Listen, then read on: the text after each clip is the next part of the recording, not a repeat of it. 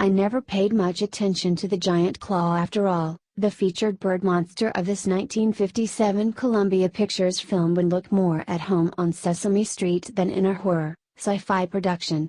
But when two separate 14 researchers I greatly admire mentioned this obscure movie to me over the course of a few weeks, it gave me pause. Should I pay this film greater heed? Was it at all possible that the giant claw helped inspire the mid-20th century development of giant birds, aka Thunderbirds, as a widely documented phenomenon in modern cryptozoology? The giant claw dovetails two popular subjects of 1950s B cinema, UFOs and giant, destructive monsters. The film begins with civil electronics engineer Mitch McAfee, Jeff Morrow, spotting a fast-moving object, a blur that resembles a flying battleship during a radar test flight for the U.S. military. In the face of skepticism and the fact that nothing showed up on radar, McAfee insists he knows what he saw. The film is actually pretty good, overall, with McAfee and mathematician and systems analyst Sally Caldwell, Mara Corday, as a pair of leads that feel lived-in and likable.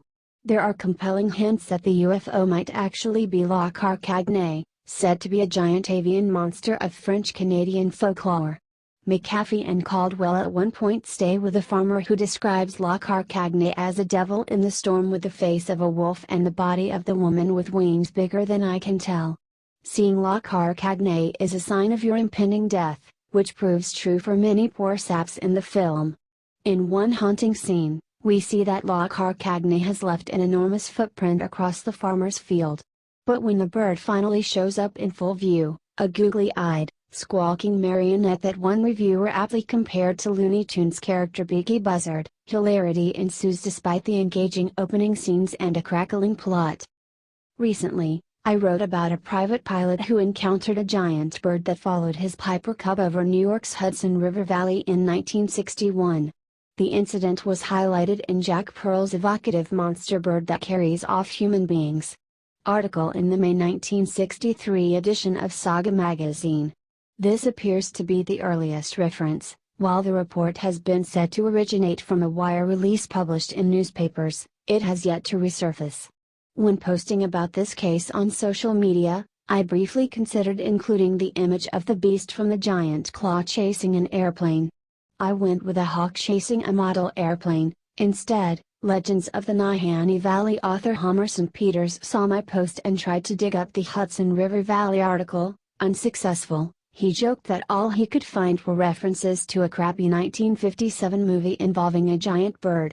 Not long after, 14 luminary Mr. X, his legal name, contacted me with the following observation: if a pilot flies a Piper Cub for about 10 minutes, roughly 100 miles per hour, with a large bird tailing his aircraft, there aren't many birds that can maintain that airspeed in level flight, and I doubt a much larger bird would be any faster. Thus, I'd suspect that such a report is an anecdote, possibly resulting from the 1957 movie, The Giant Claw. Mr. X made an excellent point. The top speed of a Piper Cub is listed as 87 miles per hour. The golden eagle, North America's largest predatory bird, averages 28 to 32 miles per hour in flight, but can reach 80 miles per hour in level flight and 200 miles per hour when diving. But Mr. X also sent the gears in my head spinning with his notion about the giant claw. Could it have inspired the incident in Pearl's influential article and therefore played a role in the giant bird mythos as it developed over the following decades? I asked Peters if I was being silly for even entertaining this idea. "I don't think it's ridiculous at all," Peters said. "After seeing all these new videos on the Nahanni, in which some historical events that I'm familiar with have been twisted into weird legends that bear little resemblance to their progenitors, that doesn't sound far-fetched to me at all. So, I went with my gut instinct to explore this possibility." The giant claw features several scenes of the monster bird, an extraterrestrial cloaked in antimatter, but never mind that now, chasing down and viciously attacking aircraft, even swallowing whole the desperate crew trying to parachute away. A passenger airliner is destroyed off-screen. Even with the goofy puppet, these scenes are quite exciting, horrific and memorable.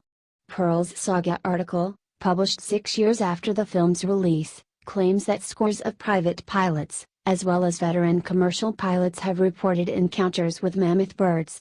In addition to the Hudson Valley River sighting, Pearl quotes an anonymous commercial pilot who claimed that a bird with a wingspan of at least 30 feet passed underneath his plane, missing us by a hair, over Arizona in 1947. Pearl then, in pretty poor taste, suggests that the November 23, 1962 crash of United Airlines Flight 297 outside Ellicott City, Maryland was due to a collision with a giant bird instead of a flock of whistling swans as officially concluded by the Civil Aeronautics Board. The crash killed all 17 people on board the Vickers Armstrong's Viscount Model 745D. Pearl casts doubt on the official report, inaccurately stating it cited one swan instead of a flock. He also quotes yet another anonymous pilot, who proclaimed, "That swan would have to be straight out of a science fiction movie. I have good reason to think that monster bird that carries off human beings." Helped ignite modern, popular interest in giant bird sightings across North America.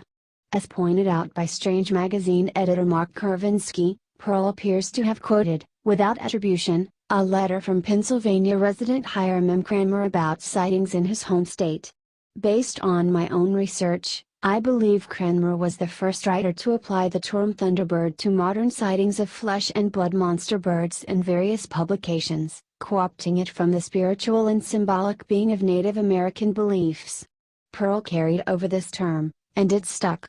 Cranmer also might be the original source for the story of the missing Thunderbird photo, as first proposed by Kurvinsky. Pearl's article caught the attention of Ivan T. Sanderson, the famous biologist and writer who became a pioneer in the field of cryptozoology, the study of hidden animals that are unknown to science. Sanderson began to write about Thunderbirds, and the mysterious photograph, heavily referencing Pearl's article in the pages of Pursuit, the newsletter for his Society for the Investigation of the Unexplained, SITU. In a 1972 article, Sanderson went so far as to praise Pearl's accounts of the Hudson River Valley pilot sighting and the crash of United Airlines Flight 297 as the two most amazing cases I know of. After Sanderson's death in 1973, SITU continued printing articles about Thunderbirds. Also in 1973, Robert R. Lyman, Sr., who had communicated often with Sanderson, published his book, Amazing Indeed, Strange Events in the Black Forest, Volume 2, collecting Thunderbird tales from north-central Pennsylvania dating back to the 1800s, including Cranmer's accounts. Loren Coleman and Mark Hall, both associates of Sanderson, went on to conduct in-depth, groundbreaking research into Thunderbirds, publishing seminal books on the subject. And that brings us to today, when Thunderbirds are a normal part of the cryptozoological landscape. I'm by no means suggesting that no one was talking about giant birds before Pearl's article. From the phoenix to the roc to the simurgh, large and powerful birds are inherent to human mythology. The description and nature of the Thunderbird varies across accounts collected from different Native American cultures. The Thunderbird is a sacred force of nature that holds great power and instills deep reverence. In some stories, it displays traits closer to a large bird of prey. However, it could be viewed as reductive to lump the Native American Thunderbird in with the menagerie of unknown creatures that we loosely refer to as Thunderbirds in modern cryptozoology. There are creatures in Native American stories that bear a resemblance to the monster birds found in modern accounts. For instance, the Cherokee told of the Glaniwa, great mythic hawk, an immense raptor that lived in a high cave on the north bank of the Little Tennessee River and was known to carry off dogs and young children. Newspaper reports over the last few centuries sometimes reported encounters with gigantic birds, such as the spate of sightings that rocked Illinois in 1948. Coleman uncovered and wrote about this saga featuring multiple cases of a bird described by witnesses as being as large as an airplane. So, it brings us to the central question of this video: was Pearl inspired by the giant claw when writing his article for Saga? Did the 1957 film embed itself in his memory, merging with a variety of other sources as he wrote his likely embellished 1963 article?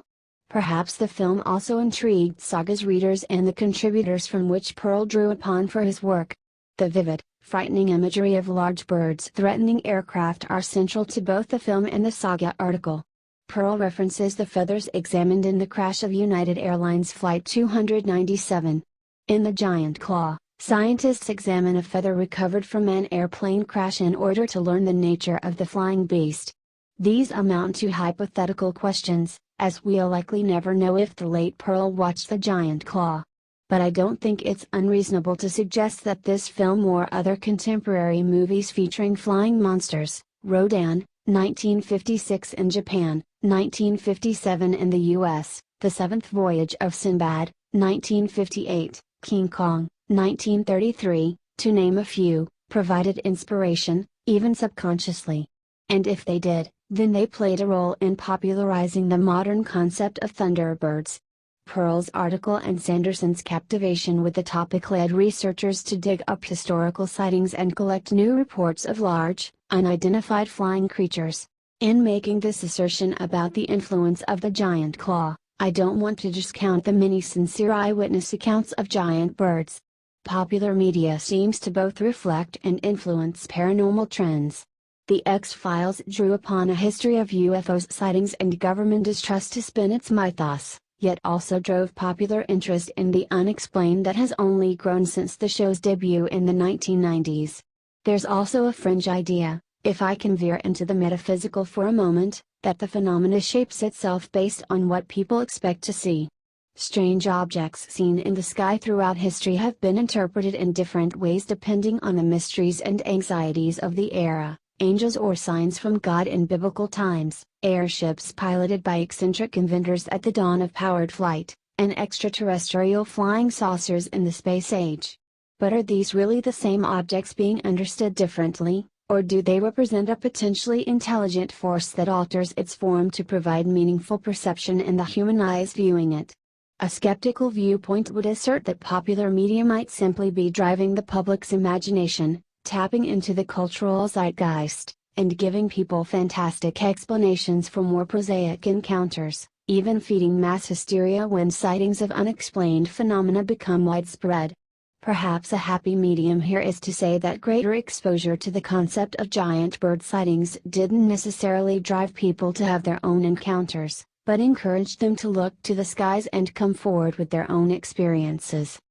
The giant claw itself seems to have drawn inspiration from Grandfather in a Winter's Tale, a short story by Samuel Hopkins Adams published in the January 20, 1951 edition of The New Yorker. In this story, the Carcagnaat described as a storm hag with a wolf's head, a vampire's mouth, and bat's wings.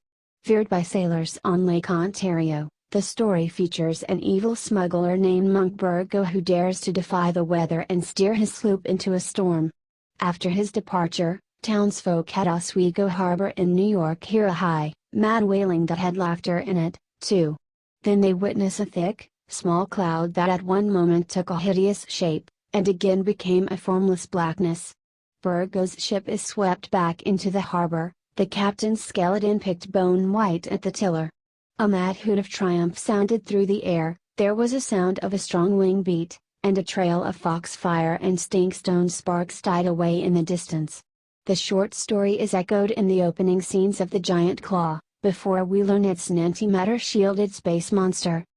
The Carcagnaat appears to have been the invention of Hopkins Adams, although there is an unknown animal called Carcagou described by explorer Rufus B. Sage in his book Rocky Mountain Life, or startling scenes and perilous adventures in the far west, during an expedition of 3 years.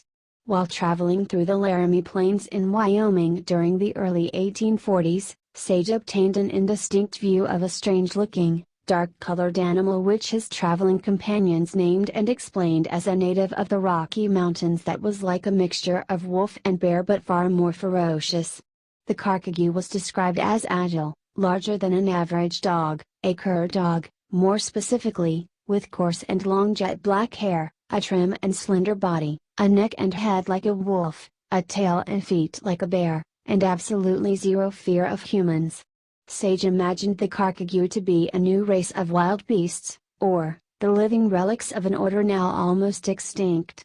An old trapper related a story to Sage about how a Carcagou once bounded into camp where a group of hunters were about to roast their dinner and absconded with the meat before even a shot could be fired. In a 1941 article titled Colorado Folklore, Levitt J. Davidson wrote, encouraged by the presence of a greenhorn, the old trappers would bring out some tall tale and elongate it until the auditor's gullibility was exhausted. Such happened when Rufus Sage and his companions saw a carcajou, or wolverine.